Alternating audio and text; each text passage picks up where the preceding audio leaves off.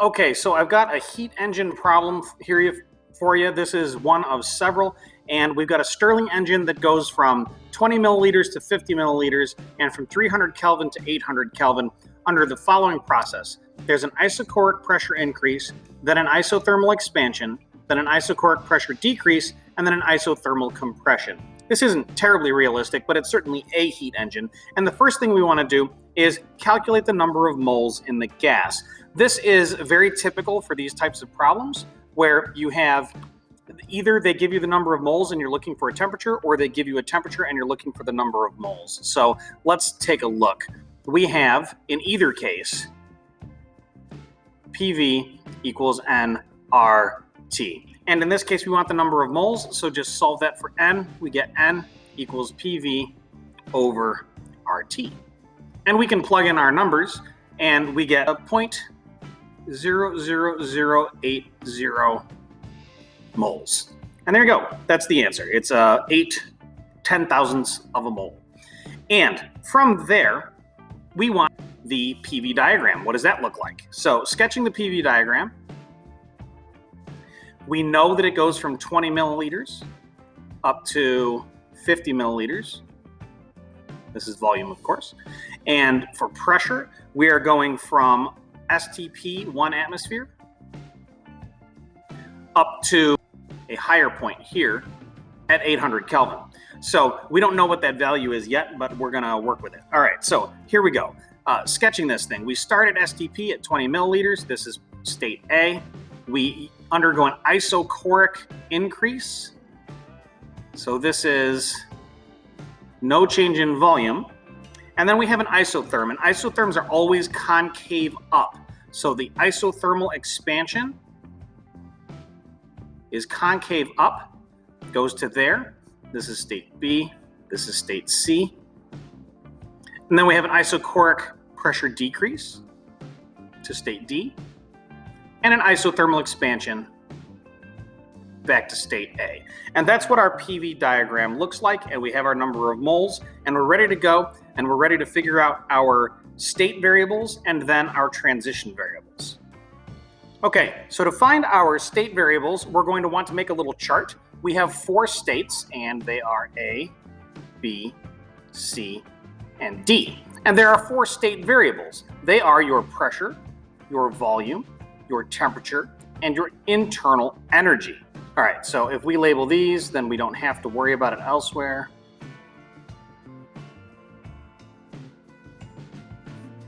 And internal energy is in joules. All right, so we have things that we can read off of the chart. We know this is 1 atmosphere.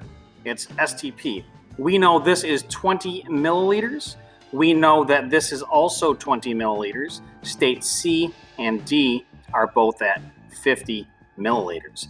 We know that the temperature at A is 300 Kelvin. We know the temperature at B is 800 Kelvin. It's an isotherm, which means by definition it's the same temperature at point C. And then D is an isotherm back to A, so D has to be 300 Kelvin as well. So that's everything that we can get by reading the chart. And once you have temperatures, your internal energy is extremely easy to find using an equation that you have to have memorized. It's not anywhere on your reference tables. U equals 3/2 nRT. N is your number of moles, R is a constant, so if you know temperature, you know internal energy, and vice versa. So if you plug in your numbers here, we end up with 2.99 joules. We have 7.98 joules. 7.98 joules again because it's at the same temperature, which means this one has to also be 2.99 joules. Now, what about these pressures that we don't know? We have P1 V1 over T1 equals P2 V2 over T2. And so when we go from A to B, our volume is staying the same, so those can cancel. And our temperature is changed. You can just plug in 1 atmosphere here and 300 Kelvin there, and then P2 here and 800 Kelvin there, and solve. And you end up with 2.67 atmospheres at point B. You can do the exact same thing for C and D. You'll get 1.068 atmospheres and 400 atmospheres. Looks like we have a partial vacuum there. So that's how you get all of your state variables. Read what you can off the graph, and then plug into U equals 3/2 nRT for all your internal energies. Use the combined gas law or some variation thereof in order to find whatever you don't know from the given stuff. Okay, we have 4 state transitions, so we're going to want to make ourselves another chart. Having done that, we want to do the easy stuff first. All right, what's easiest? Well, delta U's are all going to be pretty easy. It's just subtraction, but there's some easier things than that. Work is the area underneath the transition. An isochoric process neither pushes nor pulls on the environment. So this has to be 0 joules, and so does C to D. Neither one of those are pushing or pulling on the environment. Turns out from B to C, that's an expansion. We know this is going to have to be negative, and D to A is a compression. That has to be positive, so we might as well put those there for the moment, just so we don't mess them up. Next, our internal energies. From A to B, we go from 2.99 to 7.98. Just subtract, and we get plus 4.99 joules. From B to C, this is isothermal. There's no change in internal energy. That's going to be true down here as well. And this other one, we go back the other way. This is minus 4.99 joules. From here, we just want to use the first law of thermodynamics. Delta U equals Q plus W. 4.99 equals what plus 0? Well, this has to be plus 4.99 then. We can do that down here too. Minus 4.99 equals what plus 0? This has to be minus 4.99 joules. Good, done. Now, we have these lingering ones here. Now, for those, how do we solve them? It turns out for an isotherm, we have a particular area under a curve which is hard to figure out, right? That's a weird, wacky little curve here, which is why I give in this problem this formula. The work for an isotherm is minus nRT times the natural log of the final volume divided by the initial volume. And so if we just plug in for that, we get minus 4.87 joules here, and we're going to get 1.83 joules here. Again, delta U equals Q plus W. That means that this has to be minus 4.87. Sorry, that has to be plus 4.87 joules. And this has to be minus 1.83 joules. Ooh, let's not forget our units. And there we go. Those are all of our transition variables. Okay, now we have these wrap-up questions. We've got calculate the net heat absorbed by the engine. Well, the net heat absorbed by the engine is just the positive amounts of heat. So we have plus 4.99 plus 4.87, and we ignore the other two, the minus 4.99 and minus 1.83. Those are exhaust, not heat added. So this is 9.86 joules. Done. Calculate the net work done by the engine. Just add up this column. 0 minus 4.87 plus 0 plus 1.83 is a net work of 3.04 joules. The efficiency of the engine. Efficiency of an engine is defined as the absolute value of what you got out of it over what you put into it. That's Q hot and work. Plug in your two numbers and you end up with 0.308 or 30.8%. How does this compare to a Carnot engine? The Carnot efficiency is just the percent difference of your temperatures. We throw an absolute value on that. We just have temperature hot minus temperature cold divided by temperature hot. And if we plug in 800 and 300 appropriately, we end up with 0.625 or 62.5% is the maximum possible efficiency. Now, when it asks, compare this efficiency to a Carnot engine operating between these same temperatures, to mathematically compare those, just make a ratio. Say, the efficiency of this engine divided by the Carnot efficiency, that's just 0.308 divided by 0.625. We get 49% as efficient as the Carnot engine. And there we have it. That is our first example done. Okay, here's another engine problem that's a little different in that you have to actually solve everything in variable form because you're not given any numbers. So before we begin, pause the video and take a minute to just read it. Ready? Let's go.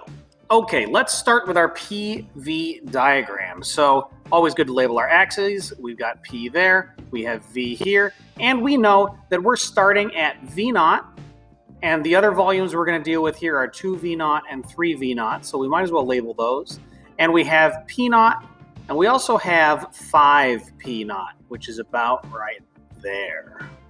All right, so our first state, A, starts at P naught and V naught. And then we have an isochoric pressure increase to state B, straight up. Next, we have this isothermal expansion to 2V naught. And an isothermal expansion, if you look at P1V1 over T1 equals P2V2 over T2, and it's isothermal, so our temperatures cancel. That means that if we double our volume, we're going to have our pressure. And the AP exam would probably expect you to realize that. So that's 2.5 P naught at 2. And it's isothermal, so that's concave up. There's our isotherm to state C. Now we have an adiabatic expansion to 3V naught, followed by an isobaric compression to back to our original state. So this has to be at the same pressure as our original state, P naught. Adiabatic is also concave up, but steeper than an isotherm to state D. And then D goes back to A via an isobaric compression. And there we have it. There is our PV diagram. Okay, for our state variables, quite a bit of this we can just go ahead and read right off of the graph. So we have P naught, 5P naught, and V naught. Our next one we already did with this equation up here, and we know that this is going to be 5/2 P naught. You might need to show your work on the AP exam for that. This is 2V naught. And then our last one we get back to P naught at a volume of 3V naught. Temperature. This is PV equals nRT solved for T. And so that's pretty easy. This next one then has to be 5P naught V naught over nR. Our next one has to be 5P naught V naught over mR, of course, because it's an isotherm and it's the same temperature. And then our last one is 3P naught V naught over nR. Again, each of these is just PV equals nRT solved for T. Finally, U is 3/2 nRT. If you take 3/2 nRT and you substitute in a T of P naught V naught over nR, then that gives you 3/2 P naught V naught. Similarly, we get 3/2 nRT times 5 P naught V naught over nR for T. We get 15/2 P naught V naught. It's an isotherm, so it doesn't change internal energy here, so that's the same thing. And finally, we get 3 P naught V naught. And there you go. Those are your state variables. Relatively straightforward to do. Okay, for our transition variables, let's start with the easiest stuff. We have an isochoric process here. We have an isothermal process here. And we have an adiabatic process here. So we know those are all 0 joules. From there, internal energy is pretty easy. We're just going to subtract. B is 15/2 P naught V naught. A is 3/2 P naught V naught. Subtract. You get 12/2 or 6 P naught V naught. Do the exact same thing. You'll get 9/2 P naught V naught. And you'll get minus 3/2 P naught V naught. Okay. From there, we can use delta U equals Q plus W to know that this has to be 6 P naught V naught. And this has to be minus 9/2 P naught V naught. From there, for this isothermal work, we're going to use this equation up here.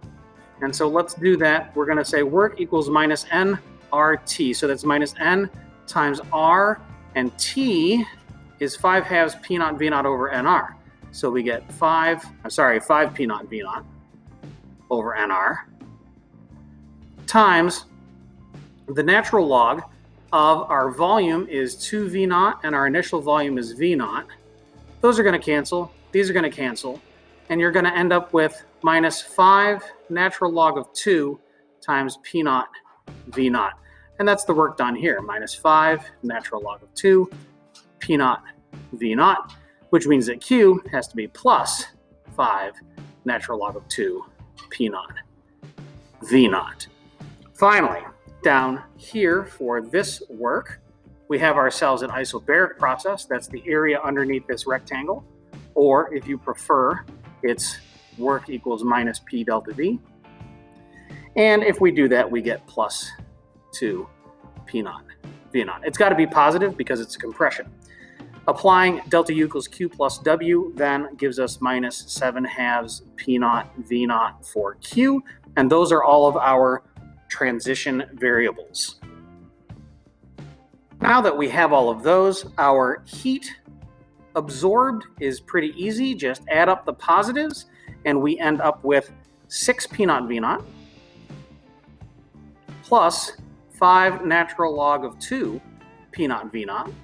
And if you just go ahead and factor those out, you get 6 plus 5 natural log of 2 P naught V naught. Plug that into your calculator and you're going to get 9.466 P naught V naught. The work done, similar thing. We have minus 5 log 2 P naught V naught minus 9 halves P naught V naught plus 2 P naught V naught. Factor, plug it into your calculator, you're going to get minus 5.965 P naught V naught. Your efficiency is again work over heat. And it's interesting that without knowing P naught and V naught, we can still find the efficiency of this engine because they cancel.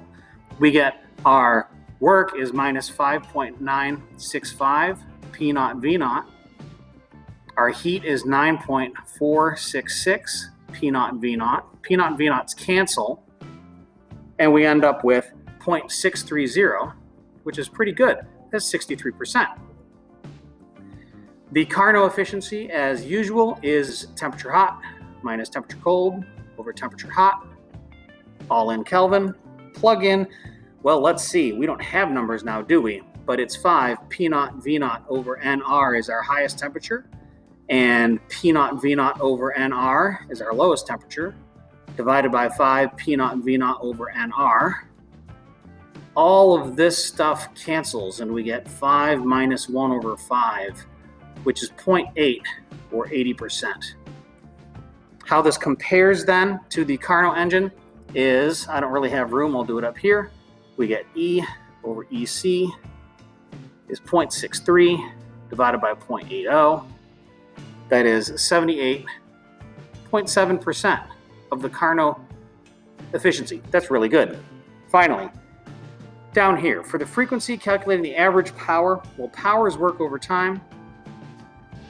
And the time to do it once is the period. And frequency is 1 over period. So period is 1 over frequency. So this is just our work minus 5.965 P naught V naught times F is the power output of our motor. And we're done. Okay, take a moment to read this one and then let's get to it. Okay, for starters, we want to find the number of moles of gas in this piston. We're going to use the ideal gas law. PV equals nRT. That means N equals PV over RT. And so we just plug in all of our numbers, making sure we're using pascals and cubic meters. You should get 0.080 moles. Again, you'll probably want to show your work if this is the actual AP exam. Next, let's find our state variables with a chart. We can just read off of the given information. We know this is 1 atmosphere, this is 12 atmospheres, and we're back down to 1 atmosphere.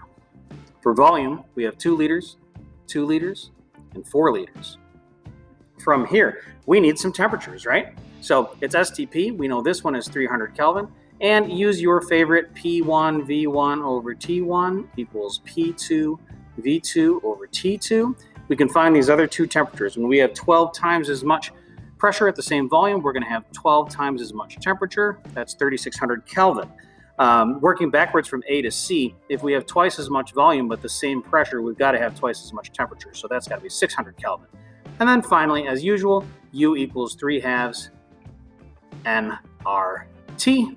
and we know N, and we know R, and we know T, so just plug in. We get 299 joules, 3590 joules, and 598 joules. For our transition variables, we need a chart, the easy stuff, isochoric, adiabatic, and that's it for the easy stuff. From here, delta U's are easy, you're just subtracting, so this is going to be plus 3291 joules. This is going to be minus 2992 joules, and this is going to be minus 299 joules. Okay, delta U equals Q plus W. This better be plus 3291 joules. And this better be minus 2992 joules. All right, so work, this is minus P delta V. Minus P delta V will give you plus 2,000 joules here. And delta U equals Q plus W means this better be minus 2299. Just occurred to me that I didn't even draw a PV diagram for this, so I ought to do that. This is V, and this is P, and it looks like this. Don't forget your concave up curve here, and A, B, and C. All right, now that we've rectified that, I guess we have to label these things too, don't we? So 2 liters, 4 liters, 1 atmosphere, and 12 atmospheres. Not very to scale, but there you go. There's your sketch.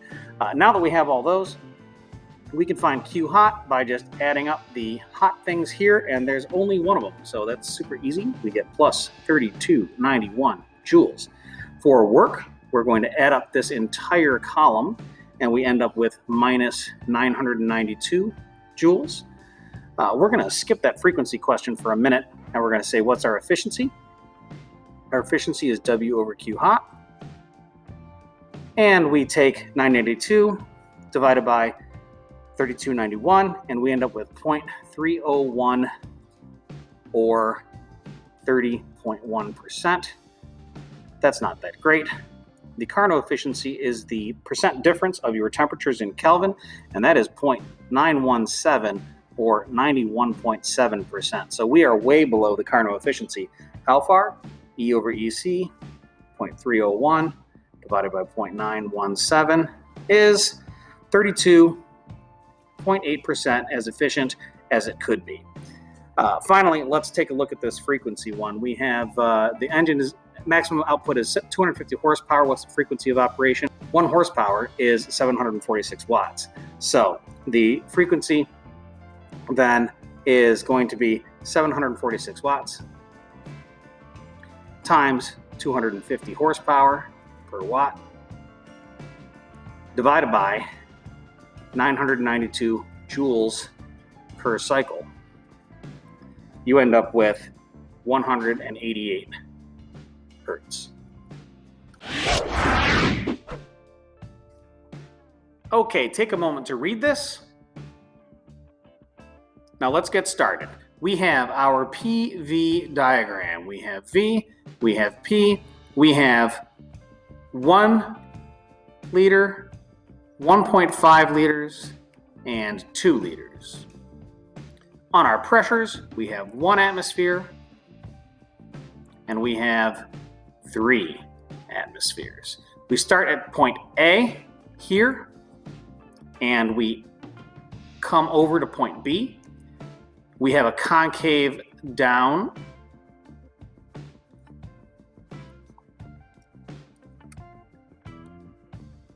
We have a concave up curve dropping us to C, and then we have D back to A. Don't forget your arrows. And so there's our sketch. From our sketch, we want our state variables, and we have in atmospheres, we have 3 atmospheres, 3 atmospheres, 1 atmosphere, 1 atmosphere. Easy. Our volumes, we have 1, 1.5, 2, back to 1.